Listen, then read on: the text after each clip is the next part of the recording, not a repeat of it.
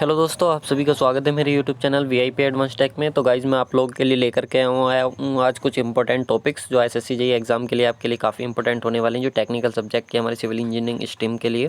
ठीक है, तो गाइज़ ये टॉपिक्स काफ़ी टॉप स्कोरिंग टॉपिक्स हैं। मैं आप लोगों को श्योरिटी दे दूँ कि यहाँ से आपको 80% क्वेश्चन आने वाले हैं। अगर आप 100% मार्क्स चाहते हैं तो वीडियो को आगे ना देखें, स्किप कर दें। ठीक है, क्योंकि कोई भी आपको 100% मार्क्स की गारंटी नहीं देता है, पहली चीज़ तो।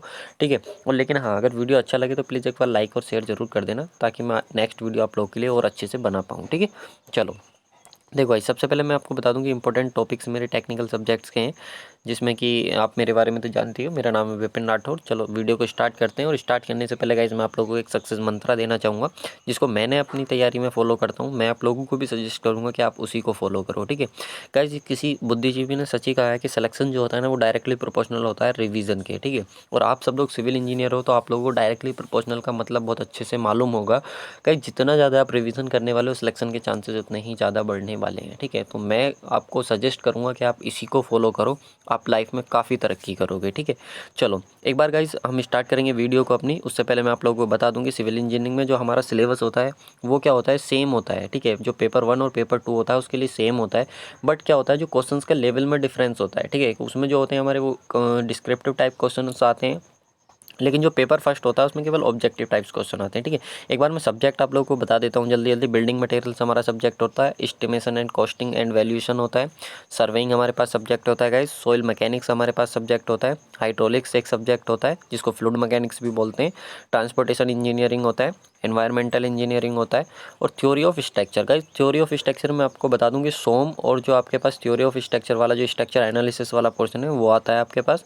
ठीक है, और कंक्रीट ऑफ टेक्नोलॉजी हमारे पास होता है, आरसीसी डिज़ाइन होता है, और स्टील डिज़ाइन होता है। ठीक है, ये हमारे पास सब्जेक्ट होते हैं। आई थिंक 11 सब्जेक्ट्स ये हैं हमारे पास, जो हमारे लिए काफ़ी इंपॉर्टेंट्स होते हैं गाइज। और एक भी सब्जेक्ट को आप छोड़ के नहीं जा सकते हो। अगर आपको सिलेक्शन चाहिए तो एक भी सब्जेक्ट को आप छोड़ के नहीं जा सकते हो। अगर आप चाहते हो कि मैं एस्टिमेशन एंड कॉस्टिंग को छोड़ दूँ, जैसे कि बीटेक वाले बंदे सोचते हैं, वो नहीं पढ़ते हैं और वो सोचते हैं कि हम इसको स्किप कर दें, तो देखो ऐसे नहीं हो पाएगा। ठीक है, आप किसी भी सब्जेक्ट को स्किप नहीं कर सकते हो। ठीक है, चलो एक बार गाइज मैं आपको बता दूंगी, जैसे सबसे पहला सब्जेक्ट हमारे पास आता है बिल्डिंग मटेरियल। तो गाइज बिल्डिंग मटेरियल में मैं आपको बताऊं कि इसका वेटेज जो होता है सबसे ज़्यादा होता है। एसएससी जेईई कोई भी जूनियर इंजीनियर का एग्जामिनेशन हो तो मैक्सिमम देखा गया है कि इस सब्जेक्ट का वेटेज अच्छा खासा होता है। तो यहाँ पे देख सकते हो 8 to 10 मार्क्स का आपके पास वेटेज है, और काफ़ी इंपॉर्टेंट आप लोगों के लिए सब्जेक्ट हो जाता है, क्योंकि सिलेक्शन के लिए तो एक एक मार्क्स काफ़ी इंपॉर्टेंट होता है। ठीक है, कभी उनसे पूछना 1 मार्क्स की वैल्यू क्या होती है जो 1 मार्क्स से रहे हो। ठीक है, उनको मालूम होगा। ठीक है, चलो गाइज यहाँ पे देखो, सबसे पहले मैं इसमें टॉपिक की बात करूँ तो फिजिकल एंड केमिकल प्रॉपर्टीज़ हमारे पास आ जाती हैं। ठीक है, उसके बाद फिजिकल एंड केमिकल प्रॉपर्टीज़ के बाद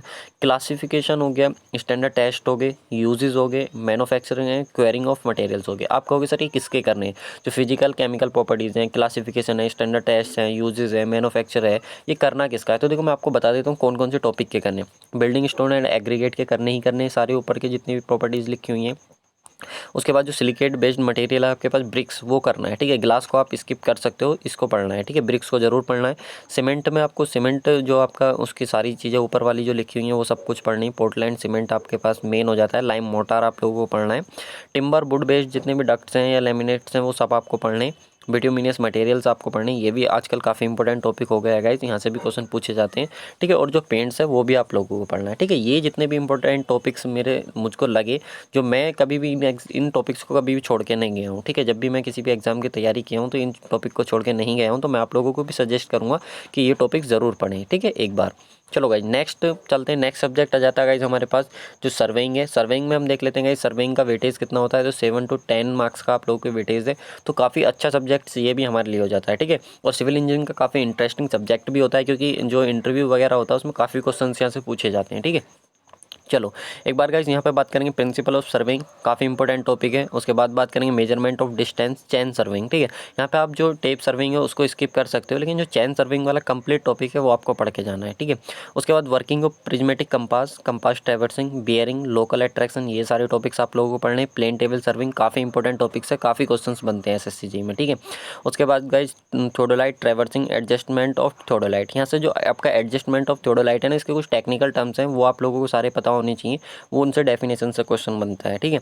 levelling, definition terms used in levelling, ठीक है, वो आपको पढ़ना आना चाहिए, ऑटो लेवल, डंपी लेवल, ठीक है। कंटूरिंग आपके लिए इंपॉर्टेंट हो जाता है, कर्वेचर करेक्शन, रिफ्रैक्शन करेक्शन, ये भी इंपॉर्टेंट टॉपिक है। यहाँ पे फॉर्मूले आपको डायरेक्ट पता होने चाहिए। Method of contouring, uses of contour, ठीक है, जो आपका कंटूर मैप होता है उसके क्या क्या यूजेस होते हैं, कौन कौन से मेथड होते हैं, डायरेक्ट इनडायरेक्ट मेथड, वो भी आपको पता होने चाहिए, ठीक है। देखो टैकोमेट्रिक सर्वे भी इंपॉर्टेंट है, क्योंकि टैकोमेट्रिक सर्वे से आप क्या करते हो, हॉरिजॉन्टल और वर्टिकल डिस्टेंस दोनों तरीके से आप फाइंड आउट कर सकते हो, तो ये भी हमारे सर्वेइंग का काफ़ी इंपॉर्टेंट टॉपिक है। उसके बाद कर्व सेटिंग की बात करेंगे इस, तो कर्व सेटिंग भी आप लोगों को आना चाहिए, ठीक है।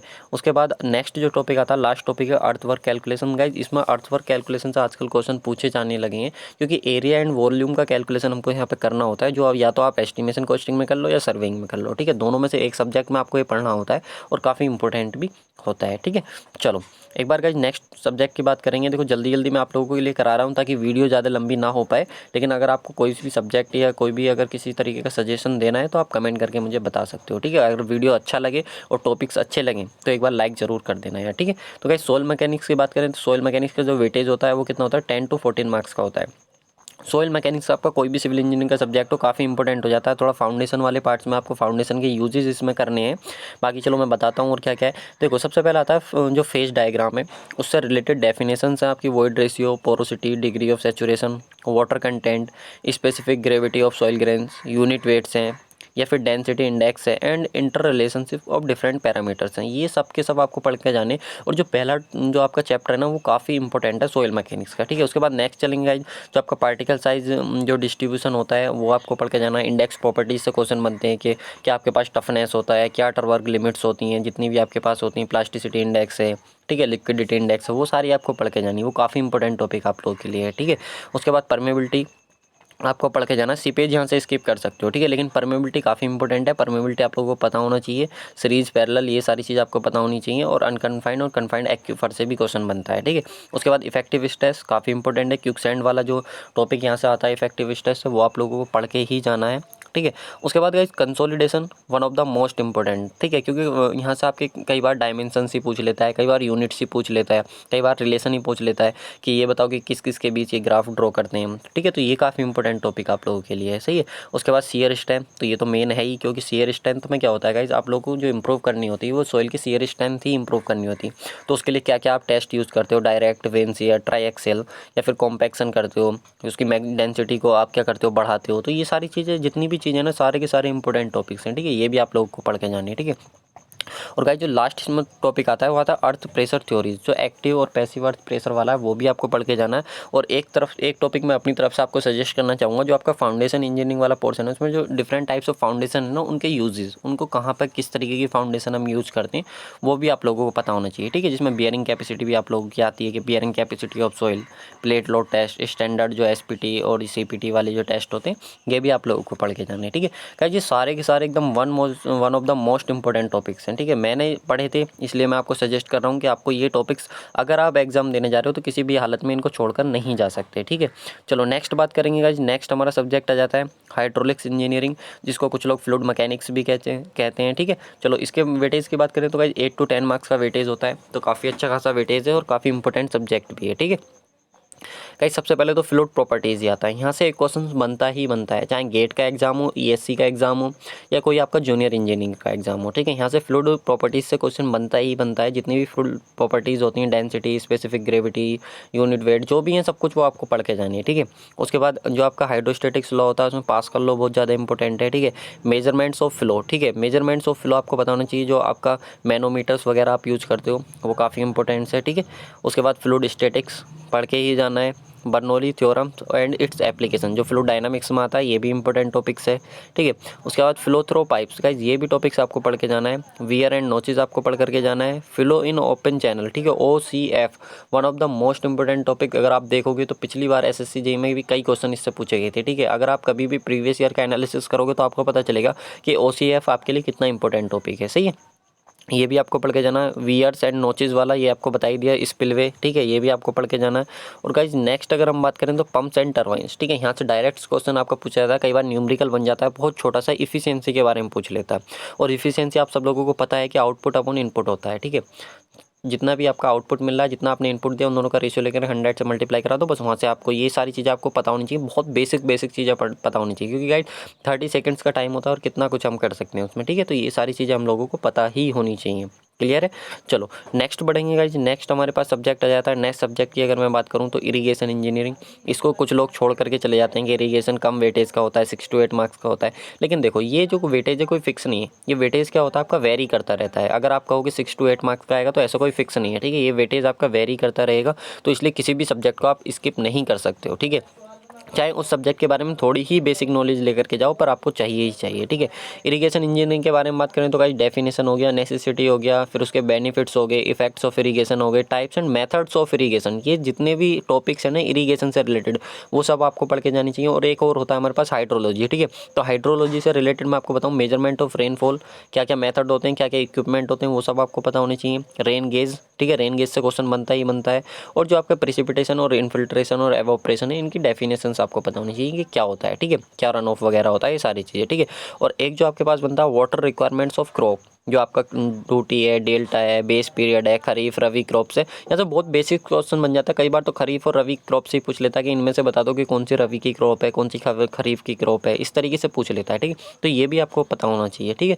ये सारे के सारे काफ़ी इंपॉर्टेंट टॉपिक्स हैं। उसके बाद guys different types of canals होती हैं, लाइनिंग होगी कैनाल की, ठीक है, किस तरीके से कैनाल की डिज़ाइनिंग होती है, टाइप्स क्या है, एडवांटेज क्या है कैनाल से। एक मतलब बेसिक नॉलेज कैनाल की आपको होनी चाहिए।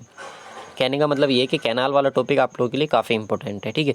चलो नेक्स्ट गाइस, जो सैलो और डीप वेल्स है, ये क्या होते हैं। कई बार सैलो और डीप वेल हम डिसाइड कर लेते हैं उनकी डेप्थ के बेस पे, तो ऐसा नहीं है, ठीक है। इनकी डेफिनेशन सारी चीज़ें आप लोगों को पता होनी चाहिए कि क्या सैलो और क्या डीप वेल्स होते हैं, ठीक है। उसके बाद गाइस नेक्स्ट टॉपिक की बात करेंगे, जो आपके पास नेक्स्ट टॉपिक आ जाता है इसके बाद हाईवे इंजीनियरिंग, ठीक है। तो हाईवे इंजीनियरिंग का वेटेज आजकल बढ़ने लगा है, ठीक है, क्योंकि काफ़ी आपका काम हाईवे पर चल रहा है और काफ़ी वैकेंसीज भी हाईवे डिपार्टमेंट में आ रही हैं, तो इसलिए यहाँ से क्वेश्चन ज़्यादा पूछे जाने लगे। पहले क्या होता था 3 से 4 क्वेश्चन रेयर केस में पूछे जाते थे, लेकिन अब क्वेश्चन इसके बढ़ने लगे हैं, ठीक है।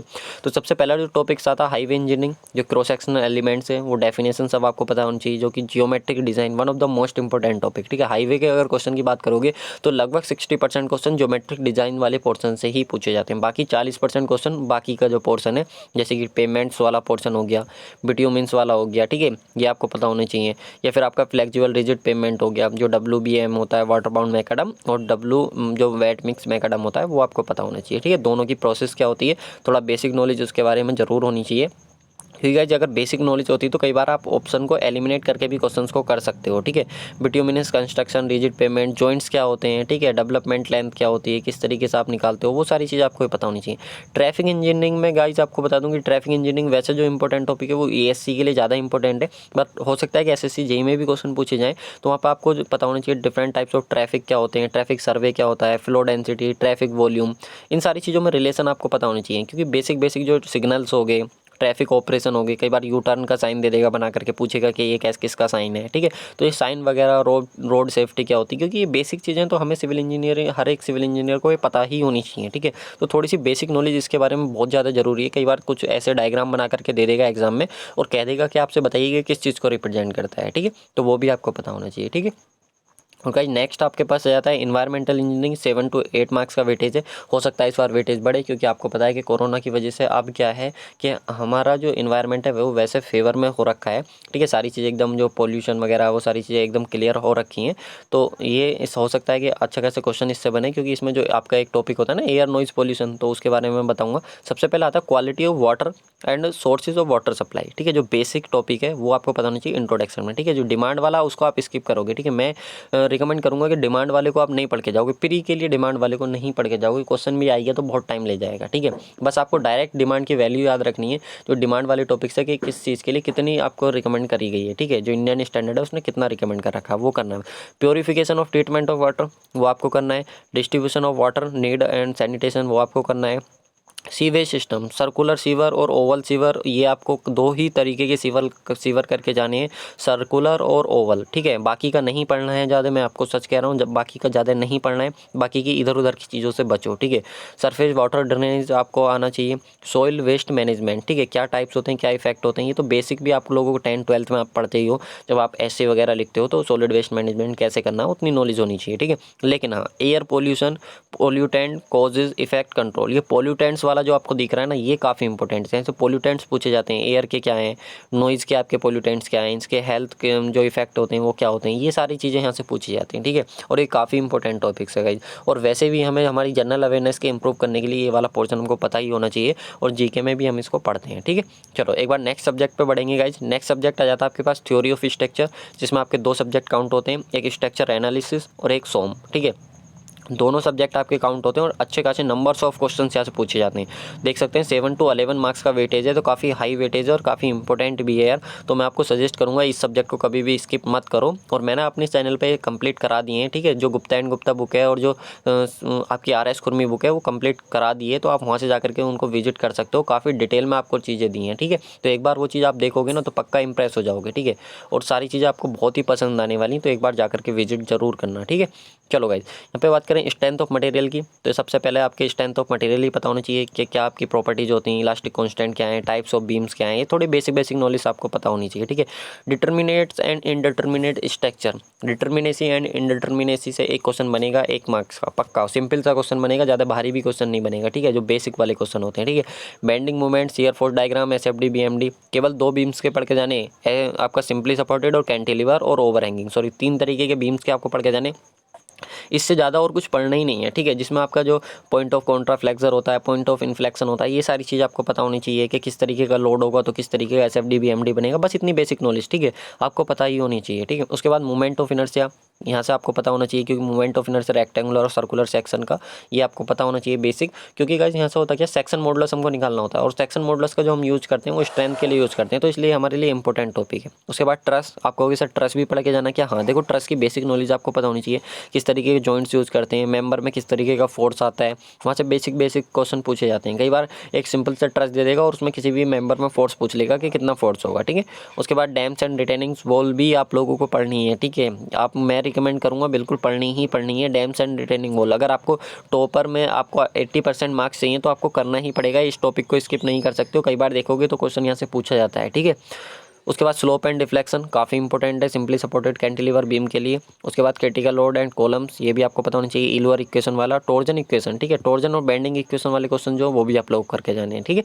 चलो राइट, नेक्स्ट क्वेश्चन पे बढ़ेंगे। कंक्रीट ऑफ टेक्नोलॉजी, जो 4 to 6 मार्क्स का आपके पास टॉपिक है और इंपॉर्टेंट टॉपिक है, ठीक है। इसके बारे में मैं आपको बताऊँ, कंक्रीट टेक्नोलॉजी जो है ये बिल्डिंग मटेरियल में ही कई जगह काउंट हो जाता है, क्योंकि बीटेक में तो बिल्डिंग मटेरियल में ही हम काउंट कर लेते हैं, बट जो आपका डिप्लोमा होता है उसमें अलग से शायद इसको पढ़ते हैं, ठीक है। तो कंक्रीट टेक्नोलॉजी 4 to 6 मार्क्स का आता है। इसमें आपको कंक्रीट के बारे में सब कुछ नॉलेज होनी चाहिए, क्योंकि यार आप तो काम ही कंक्रीट पे करने वाले हो, तो उसमें सारी चीज़ आप लोगों को पता होनी चाहिए, क्या प्रॉपर्टीज़ हैं, क्या एडवांटेजेस हैं, क्या यूजेस हैं कंक्रीट के, ये सारी चीज़ें आपको पता होनी चाहिए। सीमेंट आपका कैसा प्रॉपर्टीज़, हर एक जो उसका इंग्रेडिएंट है उसकी प्रॉपर्टी आपको पता होनी चाहिए, ठीक है। Water cement ratio, workability, one of the most important topic, workability and mix design. इसमें कई बार प्रोसेस पूछ लेता है मिक्स डिज़ाइन की, ये बैचिंग वैचिंग ये सब क्या होते हैं, ठीक है। तो वो सारी चीज़ आपको पता होनी चाहिए। स्टोरेज देखो, batching, mixing, placement, compaction, finishing, curing of concrete, ये जितने भी टर्म्स मैंने आपके लिए लिखे हैं ना, ये सारे के सारे सिंगल टर्म्स भी आपको पढ़ के जानी है, ठीक है। क्योंकि यहाँ से क्वेश्चंस आप लोगों के बनते हैं कि किस पे टाइम के साथ कैसे डिपेंड करती हैं, टेम्परेचर के साथ कैसे डिपेंड करती हैं, सारे अगर आपने एग्जाम दे रखे ना तो आपको समझ आएगा कि हाँ सर जो बोल रहे हैं ना बिल्कुल सही चीज़ें बोल रहे हैं, ठीक है। उसके बाद नेक्स्ट आ जाता है क्वालिटी कंट्रोल ऑफ कंक्रीट आ जाता है, हॉट वेदर, कोल्ड वेदर, ये आपको मैंने बता दिया। Repair and maintenance of concrete, ये भी आपको पता होना चाहिए, ठीक है। नेक्स्ट गाइस, नेक्स्ट सब्जेक्ट आ जाता है हमारे पास RCC डिज़ाइन, ठीक है। कुछ लोग कंक्रीट को इसमें भी पढ़ते हैं बीटेक वाले, तो आपका ये 8 to 12 मार्क्स का आता है, ठीक है। ये भी इंपॉर्टेंट टॉपिक है, ठीक है। अभी हम RS खुरमी का यही टॉपिक स्टार्ट करने वाले हैं, तो जो भी लोग हमारे चैनल को विजिट करना चाहते हैं वो चैनल को विजिट कर सकते हैं। अगर अच्छा लगे तो चैनल को सब्सक्राइब करना और वीडियो को लाइक करना, ठीक है। चलो RCC डिज़ाइन के बारे में बात करें तो गाइस आपका वेटेज मैंने बता दिया। यहाँ पे आपको इंट्रोडक्शन आपको सिंपल पता होना चाहिए LSM WSM का, ठीक है। जो लिमिट स्टेट मेथड है और वर्किंग स्ट्रेस मेथड है, वहाँ से आपके इंट्रोडक्शन से ही बहुत क्वेश्चन बनते हैं। जो आपका IS 456 2000 वाला जो कोड है ना, वहाँ से बहुत सारे क्वेश्चन बनते हैं इंट्रोडक्शन से ही, ठीक है। कि bond strength, flexural strength, shear strength, ठीक है, ये सारी चीज़ें आपको पता होनी चाहिए। उसके बाद गाइस आपका सिंगली सपोर्टेड डब्ल्यू जो बीम होता है, T बीम होता है, वो सारी डिज़ाइन आपको पता होनी चाहिए। बिल्कुल फ्लैंज सेक्शन का भी आपको पता होना चाहिए, ठीक है। फ्लैंज एक्शन का भी आपको बेसिक फॉर्मूले पता होने चाहिए कि कब जो आपकी जो न्यूट्रल एक्सिस है वो आपकी फ्लैंज में लाई करेगी तो क्या होगा, वेब में लाई करेगी तो क्या होगा, ये सारी चीज़ आपको पता होनी चाहिए। ठीक है, 1 वे 2 वे स्लैब आपको पता होनी चाहिए। ठीक है, आइसोलेटेड फुटिंग आपको पता होनी चाहिए। सिंगल बस आइसोलेटेड फुटिंग ही पढ़नी है। ठीक है, और किसी तरीके की फुटिंग नहीं पढ़नी है। ठीक है, आपको रेनफोर्समेंट ब्रिक वर्क पता होना चाहिए। कॉलम में स्टेयर केस में, बिल्कुल स्टेयर केस में आपको ये पता होना चाहिए कैसे नंबर ऑफ ट्रेड निकालोगे। ठीक है, किस तरीके से नंबर ऑफ राइजर निकालोगे, वो सारी चीज़ें आपको पता होनी चाहिए। वहाँ से क्वेश्चन बनता है, एक सिंपल सा क्वेश्चन बनेगा बिल्कुल। ठीक है, रिटेनिंग वॉल पीछे ही बता चुका हूँ और अब भी बता रहा हूँ। ठीक है, रिटर्निंग वॉल आपको पता ही होनी चाहिए यार। रिटर्निंग वॉल काफ़ी इंपॉर्टेंट टॉपिक है सिविल इंजीनियरिंग का। ठीक है, कई बार इसको नहीं पढ़ के जाते लड़के, छोड़ देते हैं, लेकिन यहाँ से बहुत सिंपल क्वेश्चन बन जाते हैं। अर्थ प्रेशर पे ही क्वेश्चन बन जाता है यहाँ से। ठीक है, ये भी आपको पता होनी। स्टील डिज़ाइन 9 to 6 मार्क्स का है। कोड फॉलो कर लो, ज़्यादा कुछ फॉलो करने की ज़रूरत नहीं। कनेक्शन वाला पोर्शन आपको बिल्कुल सारा का सारा फॉलो करना है। डिज़ाइन उसका फॉलो करना है। डिज़ाइन ऑफ टेंशन मेंबर, केवल IS कोड में जितने भी प्रोविजन दे रखे हैं ना टेंशन मेंबर को लेकर के, वो सारे कर लो। ठीक है, steel design and construction of steel, ये भी आपको पता होना चाहिए। ठीक है, किस किस का कंस्ट्रक्शन, कॉलम्स का पता होना चाहिए, बीम्स का पता होना चाहिए, रेनफोर्समेंट जो रूफ ट्रस होता है उसके भी। ठीक है, रूफ ट्रस के जितने भी टेक्निकल टर्म्स है ना, कि आपके पास रिज क्या होता है। ठीक है, और जो जितने भी हैं ना, जितने भी हैं अभी मुझे याद नहीं आ रहे, टाई मेंबर क्या होता है, वो सारे आपको पता होने चाहिए। ठीक है, राफ्टर क्या होता है, जितने भी टर्म्स हैं टेक्निकल, वो सब आपको पढ़ करके जाने। प्लेट गड्ढा guys, one of the most important topic plate गड्ढा। ठीक है, जितने भी आपके टॉपिक्स हैं ना, जितने मैंने बताया, IS कोड को फॉलो कर लो, वहाँ से आपको बहुत सारे क्वेश्चंस मिल जाएंगे। ठीक है, मैं भी आपको करा दूंगा, अगर आप कमेंट करके कहोगे तो काफ़ी डिटेल में आपको सारी चीज़ें करा दूंगा। ठीक है, चलो नेक्स्ट सब्जेक्ट पे चलते हैं guys. Estimation and costing and valuation, weightage 5 to 7 marks का होता है। डिप्लोमा वालों के लिए अलग सब्जेक्ट होता है और जो बीटेक वाले होते हैं उनके लिए केवल प्रैक्टिकल लैब होती है। ठीक है, हमारे टाइम में तो प्रैक्टिकल लैब थी, अब पता नहीं सब्जेक्ट भी हो गया हो तो। ठीक है, यहाँ पे एस्टिमेशन आपको पता होना चाहिए। टेक्निकल टर्म्स सबसे ज़्यादा इंपॉर्टेंट इसमें टेक्निकल टर्म्स है, जितनी भी डेफिनेशन टेक्निकल टर्म्स है वो सारी की सारी आपको पढ़ करके जानी। किसी भी हालत में आप उसको छोड़ करके नहीं जा सकते हो। ठीक है, वो चीज़ आपको याद रखना। एनालिसिस रेट किसको किस में एनालिसिस करते हैं, method of unit measurement, wall को किस में मेजर करोगे, RCC वर्क को किस में मेजर करोगे, ये सारी चीज़ें आपको पता होनी चाहिए। ठीक है, आइटम वर्क्स, ब्रिक वर्क्स, जो मॉड्यूलर और ट्रेडिशनल आपकी ब्रिक चल रही है उन पर सब पे आपको पता होना चाहिए। ठीक है, देखो शटरिंग पे भी क्वेश्चन बनता है। आप लोगों ने अगर पेपर दे रखे हैं तो पूछा होगा कि अगर आपके पास बीम है तो उसकी शटरिंग कितने दिन में रिलीज़ कर दोगे, कॉलम है तो उसकी शटरिंग कितने दिन में रिलीज़ कर दोगे, तो ऐसे करके क्वेश्चन पूछे जाते हैं। ठीक है, तो वो भी आपको पता होनी चाहिए। प्लास्टरिंग के बारे में क्वेश्चन पूछा जाता है। ठीक है, ये भी आपको पता होना चाहिए। सेंटर लाइन मेथड और ये मिड सेक्शन फार्मूला है, ट्रेपेजोडियल फार्मूला है, सिम्पसन रूल्स हैं, ये एकदम आपको बाय टिप्स बाय हार्ट्स याद होने चाहिए। ठीक है, बाय हार्ट्स आप लोगों को याद होने चाहिए, क्योंकि डायरेक्ट एकदम बेसिक सा क्वेश्चन देगा और एकदम पूछ लेगा। फॉर्मूला ही दे देगा ऑप्शन में कि बता दो इनमें से सिम्पसन ट्रेपेजोडियल का फॉर्मूला कौन सा है। ठीक है, ये आपको पता होना चाहिए। सेंटर लाइन मेथड ही आपको करके जाना है, बाकी और आपका जो मेथड होता है दूसरा वो आपको नहीं करके जाना है। सेंटर लाइन मेथड कर लो, काफ़ी इंपॉर्टेंट है। ठीक है, उसके बाद गाइस नेक्स्ट आ जाता है cost and estimate, flexible pavement, ये आपको कंबाइंड फिटिंग, ये आप स्किप कर सकते हो। ठीक है, पाइल्स वगैरह के लिए ये मैंने रख दिया, अगर टॉपर बनना चाहते हो तो कर लो, अदरवाइज छोड़ दो। वैल्यूएशन आपको पता होना चाहिए। Valuation and cost, scrap value, salvage value, acid value, sinking fund, depreciation and obsolescence, methods of valuation, ये सब के सब आप लोगों को पता होने चाहिए। ठीक है, जितनी भी आपके टेक्निकल टर्म्स में आपके लिए लेकर के आया हूँ, सबकी डेफिनेशन क्या, इनके मीनिंग्स होते हैं, सब आपको पता होना चाहिए। ठीक है, तो गाइज ये ही सारे टॉपिक्स थे, जितने भी आपके 11 सब्जेक्ट्स थे सब मैं आप लोगों के लिए लेकर के आ गया हूँ। अगर वीडियो आपको अच्छा लगा हो तो प्लीज़ यार एक बार लाइक कर देना, काफ़ी मेहनत से वीडियो तैयार किया और जितने भी सेलेक्टेड टॉपिक्स थे, ठीक है, जितने भी मैंने नोट्स बना रखे थे सब में से सेलेक्टेड टॉपिक्स आप लोगों के लिए उठाए, जिन पर मैंने इंपॉर्टेंट लगा रखा था वो सब आप लोग के लिए उठाए। ठीक है, तो thank you guys for watching this video. अगर आप इसका टेलीग्राम पर अगर आप चाहते हो ना कि मैं PDF आपको प्रोवाइड करा दूँ, तो आप VIP@32 को ज्वाइन कर लो, वहाँ पर आपको PDF मिल जाएगा 24 घंटे के अंदर अंदर पूरा सिलेबस का या इंपॉर्टेंट टॉपिक्स का मैं आपको प्रोवाइड करा दूंगा और लाइव क्लासेस के बारे में बता दूंगा। तो RS खुरमी और जो गुप्ता एंड गुप्ता बुक है उसका हम सॉल्यूशन करते हैं। ठीक है, और काफ़ी डिटेल में सॉल्यूशन कर रहे हैं और काफ़ी सब्जेक्ट भी कंप्लीट कर चुके हैं। ठीक है, काफ़ी अच्छा रेस्पॉन्स लोगों का आ रहा है, तो आप भी वीडियोज़ को देखो और आप भी इंजॉय करो। ठीक है, काफ़ी मज़ा आप लोगों को आने वाला है। तो thank you guys for watching this video, thank you so much.